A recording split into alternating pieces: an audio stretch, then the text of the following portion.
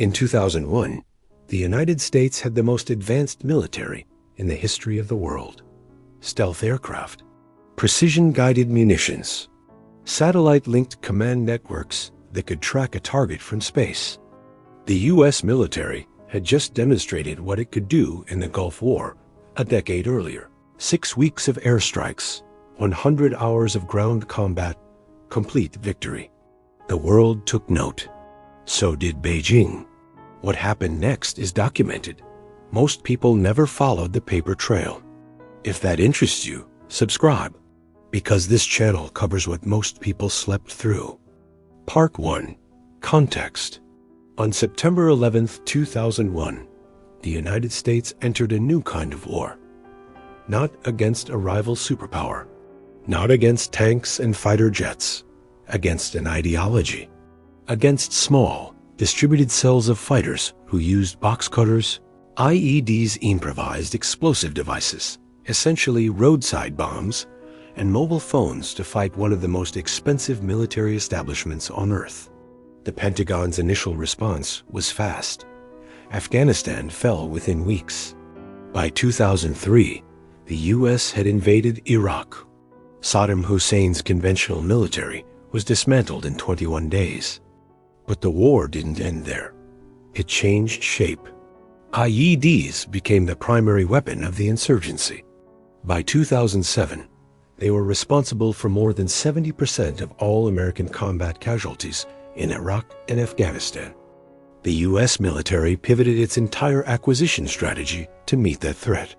Congress appropriated more than $22 billion for the MRAP program, mine-resistant ambush-protected vehicles, massive armored trucks designed to absorb ground-level blasts. An additional $9.3 billion went to the Joint Improvised Explosive Device Defeat Fund between 2009 and 2015 alone. Soldiers were trained to watch the road. Commanders were trained to think in terms of terrain and local human networks, of district governors and tribal loyalties.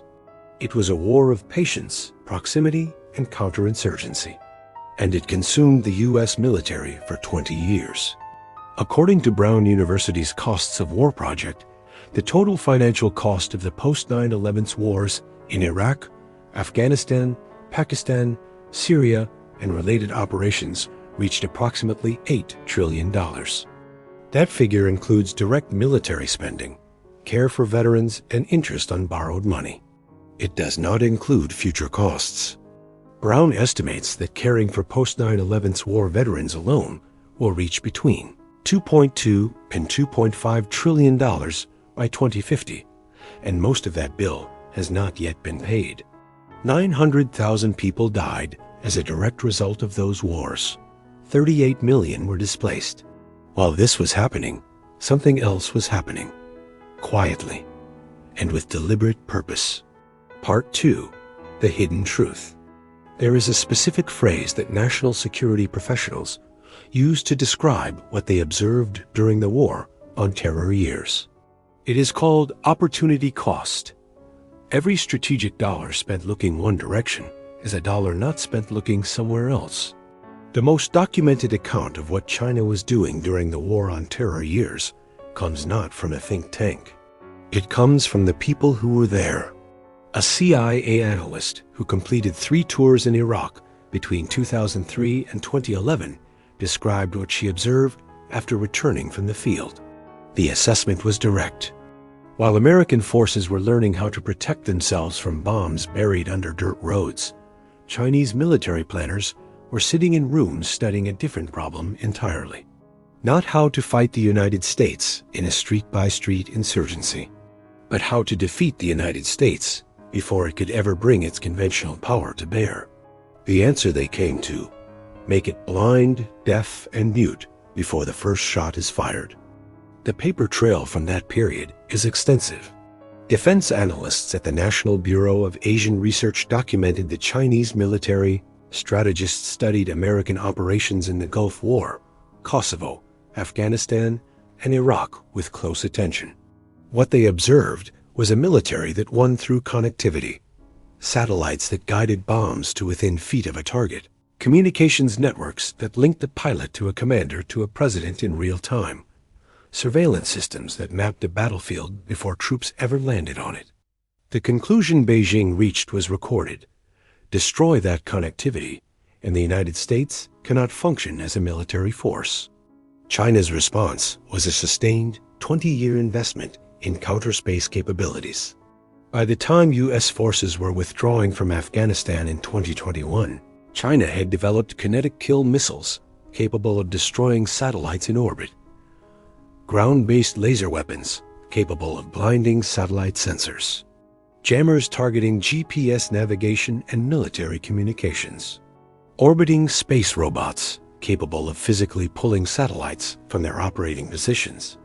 In 2007, China destroyed one of its own weather satellites with a ballistic missile, a direct test of orbital kill capability. The Pentagon confirmed it. The Chinese government did not comment further. By 2012, a Defense Science Board report had identified dozens of critical U.S. military system designs that Chinese cyber actors had already compromised. The list included the F-35 stealth fighter, the Patriot missile defense system, the Aegis ballistic missile defense system, the Black Hawk helicopter, and the Global Hawk surveillance drone. That report existed. It was classified. It was later partially declassified. Most people never read it. Part 3. The Cover. The official story of the War on Terror years, as told in Washington, was one of progress. Insurgents killed, territory held, governments rebuilt, elections held. Progress tracked and reported in quarterly assessments, in congressional testimony, in press briefings. That story was not false, but it was incomplete. What the official narrative did not dwell on was what was not happening. Defense investment during the War on Terror years was overwhelmingly concentrated on ground-based counterinsurgency capability, armored vehicles, body armor, training programs for local security forces, intelligence networks built to track human targets in specific geographies. Those investments were real. Some of them saved lives. The MRAP program likely prevented thousands of battlefield deaths. The human intelligence networks built across Iraq and Afghanistan represented genuine capability. But they were investments built for one specific kind of war against a non-state actor with limited technology, operating in a specific geography. Every one of those investments was largely irrelevant to a conflict with a near-peer adversary operating through space, cyber, and precision strike weapons.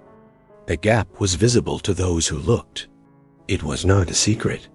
The 2018 National Defense Strategy, the document the Pentagon uses to define its strategic priorities, stated explicitly that interstate strategic competition, not terrorism, is now the primary concern in U.S. national security. That strategy was published 17 years after 9/11's, 15 years after the invasion of Iraq. Part 4. The Consequences. The quantified consequences of the War on Terror years extend well beyond the financial.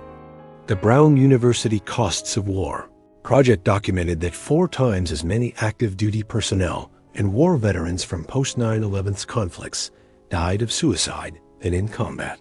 Veteran care expenditure as a share of the federal budget doubled between 2001 and 2020, from 2.4% to 4.9%, even as the total number of living veterans from all American wars declined. In human terms, approximately 7,000 American service members died in Iraq and Afghanistan over 20 years of combat. The official casualty count for IED-related deaths in Iraq alone reached more than 3,000. Tens of thousands more returned with traumatic brain injuries, a specific category of wound that IED blast waves cause, and that the military had no established protocols to treat when the wars began. The strategic consequences are harder to quantify, but no less documented. The U.S. military entered the War on Terror as the world's uncontested dominant force in space warfare. The 1991 Gulf War had demonstrated what satellite-guided precision strike looked like. GPS-guided bombs, satellite surveillance, real-time communication between a pilot and a command center on the other side of the world. That demonstration was studied intensively by every rival military on Earth. By 2025, China's People's Liberation Army had developed the world's largest ground-based laser weapons program for satellite disruption. China had reorganized its military into dedicated commands, an aerospace force, an information support force, a cyberspace force, specifically designed to fight the domain the United States depends on. The Pentagon, in its annual China Military Power Report, now formally describes China's counterspace arsenal as a core element of its first strike strategy. The core of that strategy, documented across multiple classified assessments, and later partially declassified, is described as blind, deaf, and dumb. Destroy satellite navigation. Jam military communications. Blind surveillance systems. Do it in the opening hours of any conflict. Then act. The U.S. military leadership spent the better part of 2 decades optimizing for a different war entirely. Part 5. What it means today. This is the reason the next major military conflict, wherever it occurs, will look nothing like the wars the United States spent 20 years and $8 trillion preparing for. The shift is already visible on the surface. The Pentagon has launched the Golden Dome Missile Defense Initiative. It has reorganized Space Command as a standalone service. Defense contractors are building satellite constellations designed to be resilient. Not a small number of large, expensive satellites, but hundreds of smaller, cheaper ones that can absorb individual losses. The logic is simple. If you can't protect the satellites you depend on, build so many of them that destroying them all becomes impossible. But the deeper consequence is this. 20 years of the most expensive counterinsurgency campaign in history produced a military optimized for a threat that no longer defines the strategic landscape. And the adversary, watching from the other side of the Pacific, spent those same 20 years studying exactly how to defeat the military America.